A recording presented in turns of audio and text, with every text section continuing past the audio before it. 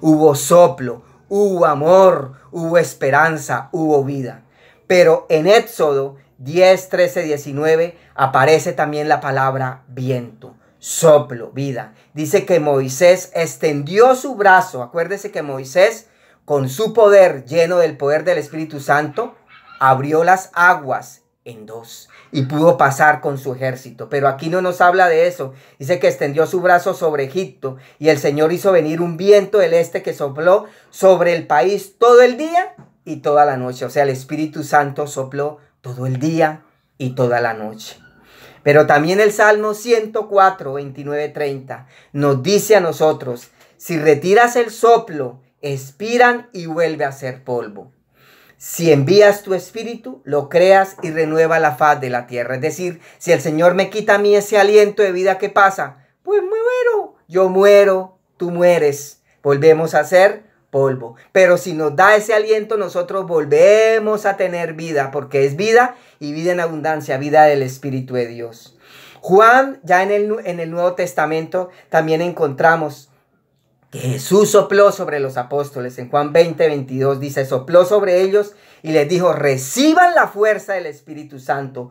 Sopló sobre ellos, dice, y les dio autoridad de perdonar pecados, y a quienes le perdonen les serán perdonados, y a los que se les retengan les serán retenidos.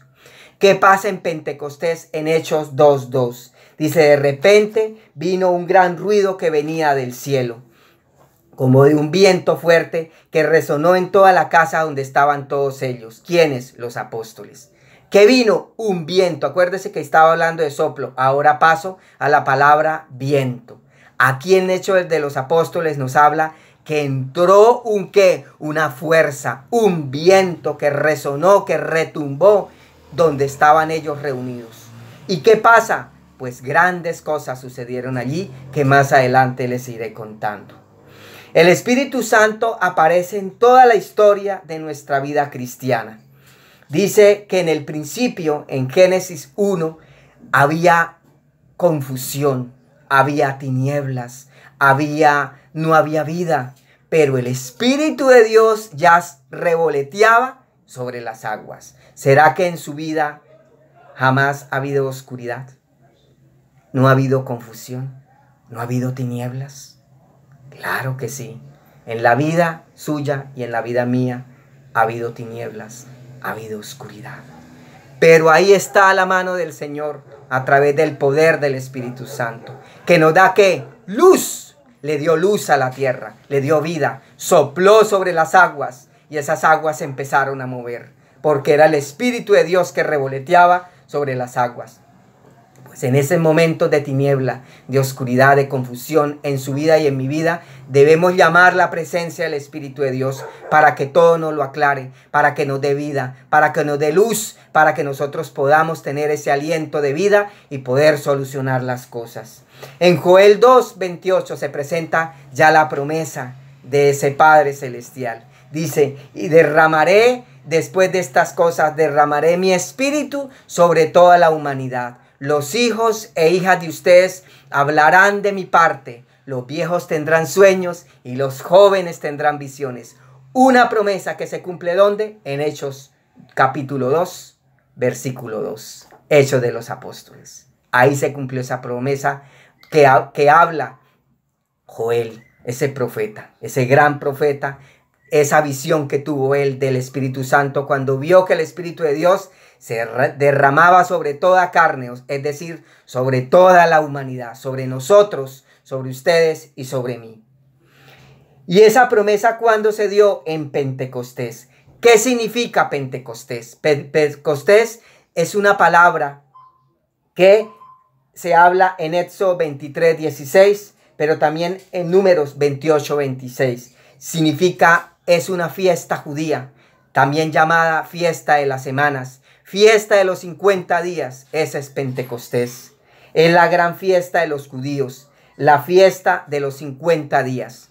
Para nosotros los cristianos, Pentecostés significa que después de que Cristo resucita, allá después de Semana Santa, cuando nosotros vemos que Jesús resucita, esperamos 50 días e invocamos todos juntos, unos en los estadios, otros en las parroquias, otros en otros sitios, en sus comunidades carismáticas, no carismáticas, a través del Santo Rosario o directamente pidiendo la presencia, la efusión del Espíritu de Dios. Eso es Pentecostés. Pedir la presencia del Espíritu Santo que nos bautice, la presencia del Espíritu Santo que nos llegue a nosotros. Ese es el Pentecostés, la gran fiesta del Pentecostés. Dice en Hechos 2 de los Apóstoles que estaban todos reunidos en un solo sitio, en un solo lugar, y todos fueron llenados de la fuerza viva del poder de Dios. Ese es Pentecostés. Aquí les muestro una foto, un retablo, una figura, donde estaban todos reunidos y recibieron la fuerza viva del Espíritu de Dios, la fuerza viva del Espíritu Santo. Entonces, y dice, y todos comenzaron a hablar en lenguas según el Espíritu hacía que hablaran.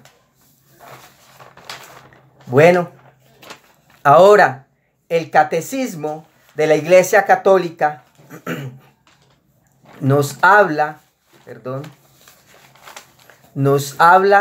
de unos apelativos, pero también de unos símbolos. De unos apelativos, pero también de unos símbolos.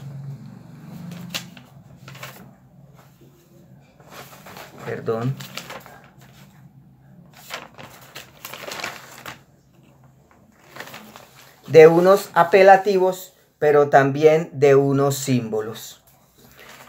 Resulta y sucede que hay una gran diferencia entre signo y símbolos, ¿sí? Cuando yo hablo de signos, estoy hablando de un contenido que transmite, que representa algo, que está hablando. Es universal. Un signo es universal, es decir, que lo que me están hablando, yo lo estoy entendiendo muy bien de qué me están hablando, ¿sí? Los signos, encontramos signos verbales, no verbales, visuales, pero también táctiles. Los verbales, nosotros los encontramos como una carcajada, como una sonrisa. Usted fácilmente puede saber qué es lo que está sucediendo. Los no verbales, entonces, los no verbales son aquellos que, de lógico, que no me están expresando algo, pero que yo estoy también entendiéndolos, ¿sí? Digamos, no prohibido, ¿sí? Un signo no prohibido. Entonces yo estoy entendiendo qué es lo que a mí qué es lo que me está diciendo, que aquello no puedo hacerlo o no puedo realizarlo. Los táctiles, el sistema braille con el cual se comunican los ciegos, las personas ciegas. Los visuales, entonces están los semáforos. Cuando yo me paro en un semáforo y veo que las luces cambian de rojo a verde, amarillo, entonces yo sé cuándo tengo que pasar, cuándo tengo que parar. Pero también tenemos signos de puntuación, de admiración, de interrogación. Los símbolos son diferentes. Los símbolos son una representación gráfica, pero no son universales. Es decir, que el símbolo a mí depende del lugar geográfico donde esté y de la cultura para poderlo interpretar. Si yo le muestro una paloma a ustedes, en este momento para algunos les significa un animal, para otros de pronto no, para otros les significa la paz, ¿cierto? Para otros le puede significar otra cosa diferente. Esos son símbolos, ¿sí? Entonces, dos pajaritos, para una persona le puede significar amor, unidos, dos pajaritos unidos, para otros no, de pronto una pareja, para otros otra figura totalmente diferente. Bueno, entonces encontramos que al Espíritu Santo le encontramos unos apelativos. ¿Qué significa apelativos?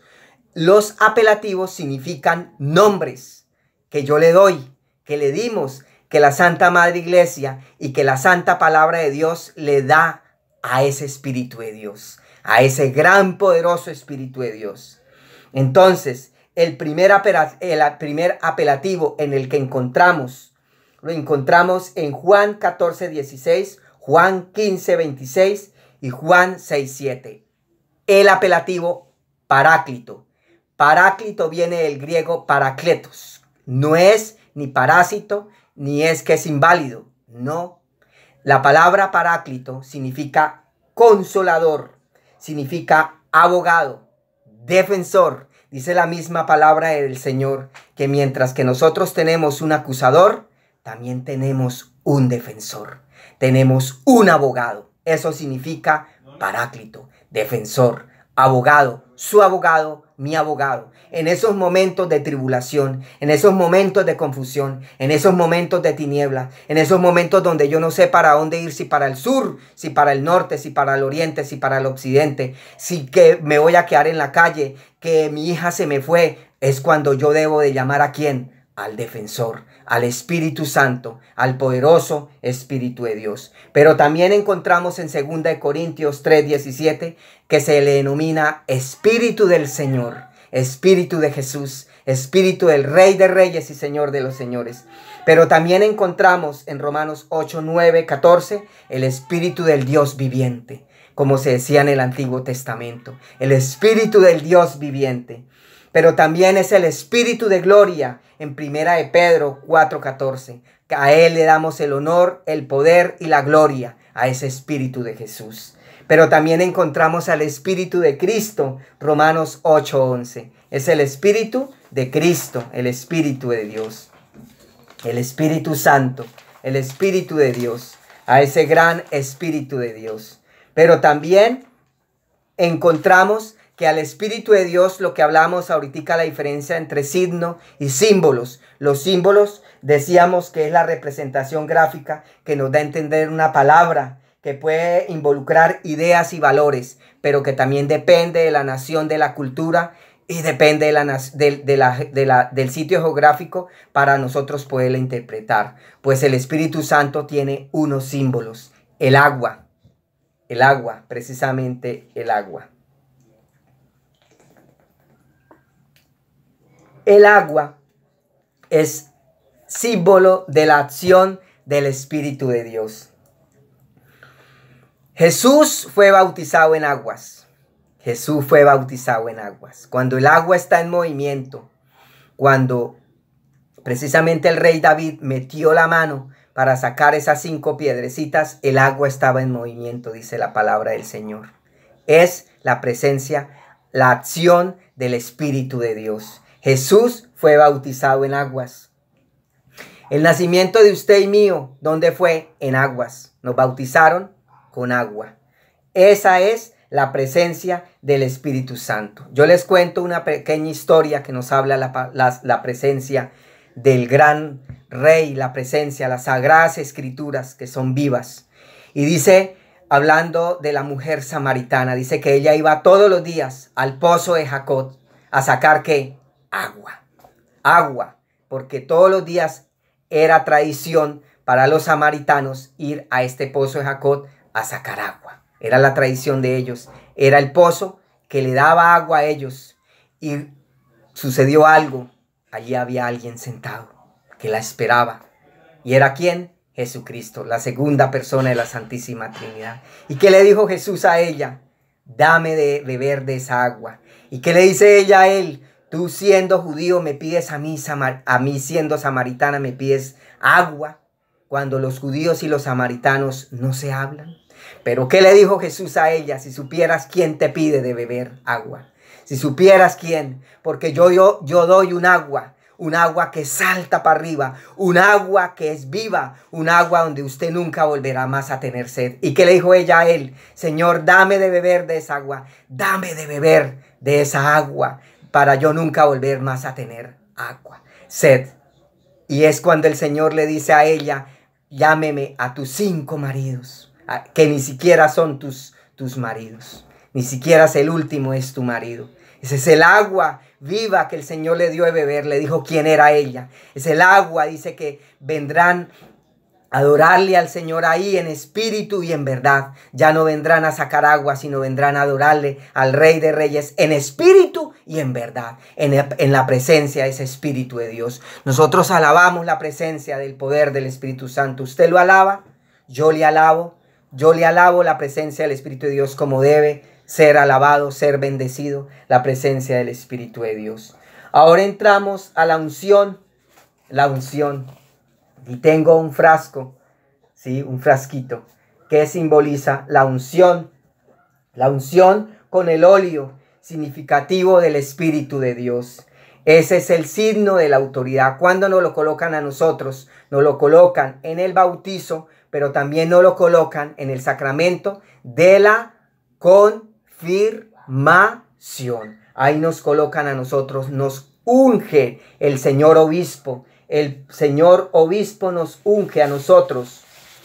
Nos unge a nosotros con ese óleo. El Señor Obispo nos unge a nosotros con esa fuerza, con ese poder que tiene el ungirnos a nosotros. ¿Qué quiere decir ungirnos? Que somos separados para el Señor. Jesús significa también ungido. El Señor fue ungido por el Padre Celestial. Nosotros también somos ungidos, somos separados para el Rey de Reyes y Señor de los Señores. Este aceite ese aceite simboliza la presencia real del Espíritu de Dios. Somos separados, el Señor nos sella a nosotros, nos sella con el poder del Espíritu Santo. Según de Corintios 1, 21, 22, nos une. Nosotros pertenecemos a Cristo, a su cuerpo, que es Él, que es la Santa Madre Iglesia Católica. Nosotros pertenecemos para Él.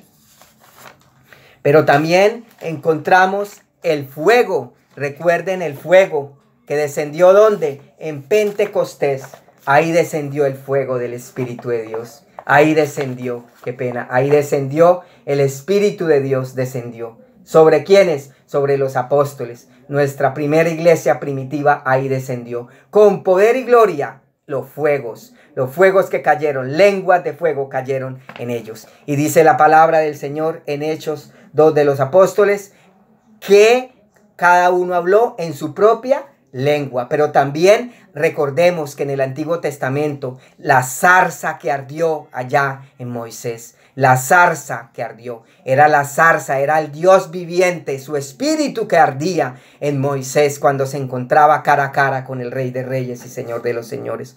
Pero también el Señor nos dice en Lucas 2:47, fuego he venido a traer a la tierra y espero que arda, dice el Señor. Espero que arda, que esté ardiendo. Cuando nos arde en nosotros es ese ardor que nos pone a hablar en la presencia magnífica del Señor Celestial, que nos pone a hablar a nosotros a los cuatro vientos sin miedo, con poder y gloria su santa palabra, porque estamos llenos del poder del Espíritu Santo, estamos llenos de este fuego, de ese fuego que arde, de ese fuego que nosotros necesitamos. Por eso lo debemos pedir siempre. Fuego al Espíritu de Dios. Ven fuego poderoso. Ven unción del Espíritu Santo. Ven Señor Jesucristo. Ven sobre su vida, pero también sobre nuestra vida. Pero también encontramos la nube y la luz, que están ambas unidas. La luz. Encontramos la nube y la luz, juntas van unidas, juntas. Son símbolos inseparables, nos dice el Catecismo de la Iglesia Católica. Recuerden que en el Nuevo y en el Antiguo Testamento, las nubes unas veces aparece oscuras, pero otras veces aparece transparente. Dice que hubo una nube que envolvió el monte Sinaí, allí donde estuvo Moisés para ser revelada las tablas de la ley de Dios. Hubo una nube. En Éxodo 24, 15, 18. Allí en el monte, Dios se revela su majestad y su gloria para Moisés. Esa misma nube fue la que acompañó al pueblo de Israel durante esos 40 años. Dice que una nube iba acompañándolos a ellos. ¿Quién era? Pues el Espíritu de Dios. El Espíritu de Dios que iba caminando con ellos en el desierto. Éxodo 40, 36.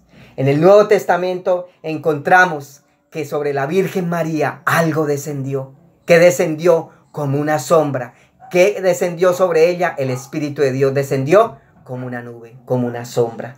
Pero también encontramos, ¿para qué? Para que ella concibiera y diera la luz a Jesucristo. Lucas 1, 35. Pero también encontramos la transfiguración de nuestro Señor Jesucristo en el monte Tabor. Recuerde que Jesús en Lucas 9:28 dice que Jesús subió acompañado con Pedro, Santiago y Juan. Y allí sucedió algo. Allí Jesús cambiaron sus ropas, fueron brillantes, y aparecieron dos hombres al lado de él. ¿Quién apareció? Moisés y Elías. Elías fue uno de los profetas más amados por el Señor. Subió en carros de fuego, dice la palabra del Señor. Y allí fueron rodeados de resplandor y de gloria. Una nube los envolvió. Y allí estos tres hermanos apóstoles no se quisieron ir. ¿Qué dijeron ellos? Señor, ¿quiere que hagamos una choza para usted, para Elías y para Moisés? ¿Quiere que hagamos una choza? Entonces el Señor dice que los envolvió una nube. Allí Jesús se transformó, se transfiguró, cambió su figura. Allí Jesús resplandecía. Pero también vimos una nube el día en que Jesús fue bautizado, que descendió el poder del Espíritu Santo sobre Jesús. Y una voz que dice, este es mi Hijo amado, escúchenlo, escuchadlo. Escuchen a Jesús, al Rey de Reyes. Hoy le habla a usted y hoy también me habla a mi vida. Pero también encontramos en Hechos de los Apóstoles 1, 9, 11, encontramos que Jesús ascendió. ¿Dónde? En una nube. Dice que lo vieron ascender sus apóstoles y desapareció. Dice que lo envolvió una nube. Una nube lo envolvió y desapareció. Pero también encontramos una mano. Una mano. ¿Qué significa la mano? Las manos significan, las manos hablan, las manos expresan, las manos expresan. Dos manos unidas significan unión. Dos personas que se abrazan significan amor. Las manos expresan. Jesús expresó su amor, expresó su espíritu, que era amor, ungiendo a los enfermos, sanando a los enfermos, liberando a los endemoniados. Jesús sanó. Eso es el símbolo para recibir la fuerza del poder del Espíritu Santo. Ahí Jesús utilizó sus manos. Nada menos las manos significan la unción y el poder del Espíritu Santo. Pero también encontramos a los dedos. Los dedos. El dedo es signo de autoridad. ¿Qué hizo Jesús? Expulsó los demonios. Expulsó, los sacó de los endemoniados. Eso nos dice la santa palabra del Señor en Lucas 11:20. Pero también encontramos que el dedo,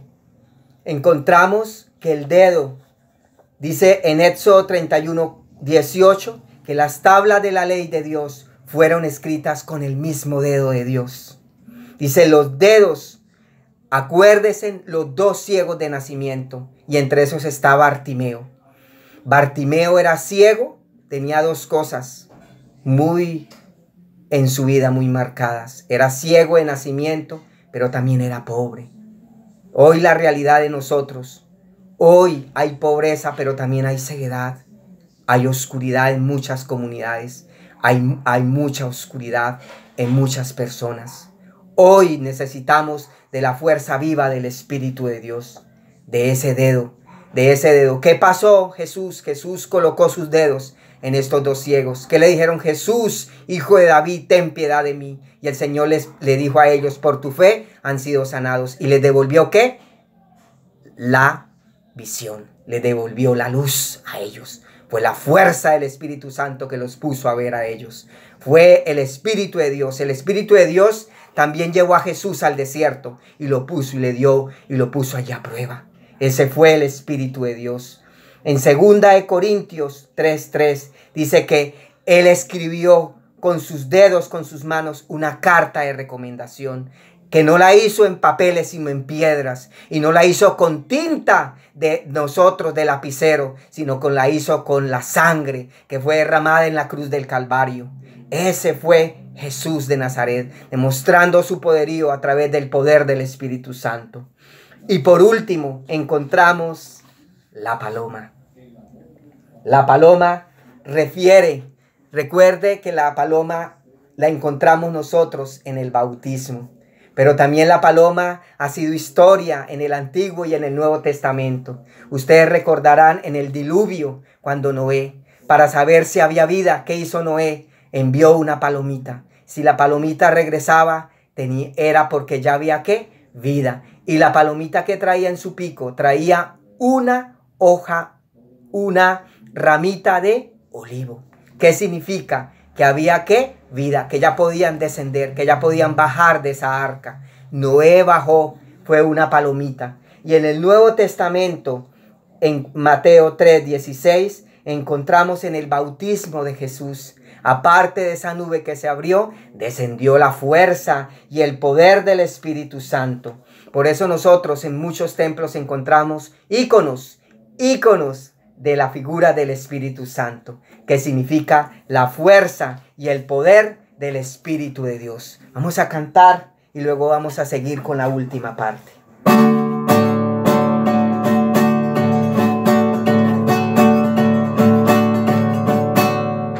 Espíritu Santo, llénanos de ti. Espíritu Santo, llénanos de ti. Señor, llénanos de ti. Señor, llénanos de ti. Pasa por aquí, Señor, pasa por aquí. Pasa por aquí, Señor, pasa por aquí. Señor, pasa por aquí. Señor, pasa por aquí. Lléname de ti, Señor, lléname de ti, lléname. Lléname de ti, Señor, lléname de ti. Señor, lléname de ti, Señor, lléname de ti. Lléname de ti, Señor, lléname de ti, lléname. Lléname de ti, Señor, lléname de ti. Señor, lléname de ti, Señor, lléname de ti. Va bajando ya, va bajando ya, va bajando el Espíritu de Dios. Si su pueblo empieza a orar y deja al Señor obrar, va bajando el Espíritu de Dios. Va llegando ya, va llegando ya, va llegando el Espíritu de Dios. Si su pueblo empieza a orar y deja al Señor obrar, va llegando el Espíritu de Dios. Sí, Señor Jesucristo, en este momento yo pido sobre la faz de la tierra la presencia del Espíritu de Dios. La presencia del Espíritu de Dios para sus familias y mi familia, para mi vida y para su vida, para todos nosotros. El Espíritu de Dios está vivo, ha hecho la historia cristiana desde Génesis hasta Apocalipsis. En Apocalipsis dice que la iglesia se casa con el Espíritu. El Espíritu dice, ven, ven, ven sobre nosotros. Dice Apocalipsis, ven, ven Espíritu de Dios. Ese Jesús que se casa con la iglesia que es su esposa. Pero también dice, termina diciendo Apocalipsis, ven, ven. Y la esposa del Cordero dice, ven, ven Espíritu de Dios, ven Espíritu Santo, ven y llénanos. Va sanando ya, va sanando ya, va sanando el Espíritu de Dios. Si su pueblo empieza a orar y deja al Señor obrar, va sanando el Espíritu de Dios. Va cayendo, va cayendo ya, va cayendo ya, va cayendo el Espíritu de Dios. Si su pueblo empieza a orar y deja al Señor obrar, va cayendo el Espíritu de Dios. Va cayendo el Espíritu de Dios. Va cayendo el Espíritu de Dios. Va sanando el Espíritu de Dios. Va llegando el Espíritu de Dios. Va llegando el Espíritu de Dios. Va llegando el Espíritu de Dios.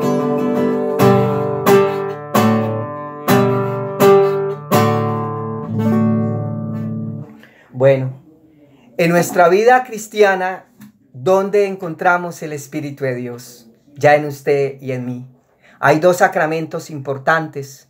¿Qué es un sacramento?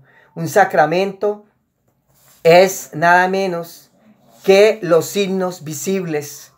Son las gracias santificantes para nosotros tener salvación. Eso es un sacramento y nos lo dice el Catecismo de la Iglesia Católica. Los sacramentos, recuerden que son 7. Tenemos 7 sacramentos. 3 de iniciación cristiana, 2 de sanación y 2 de servicio a la comunidad. 3 de iniciación cristiana, bautismo, primera comunión y confirmación. 2 de curación, que es nada menos que el sacramento de la confesión y la unción de los enfermos, que antiguamente se llamaba la extremaunción. Hoy se llama unción de los enfermos. Y por último tenemos 2 sacramentos de servicio a la comunidad, que son el sacerdocio y el matrimonio, o el orden sacerdotal y el sacramento del matrimonio.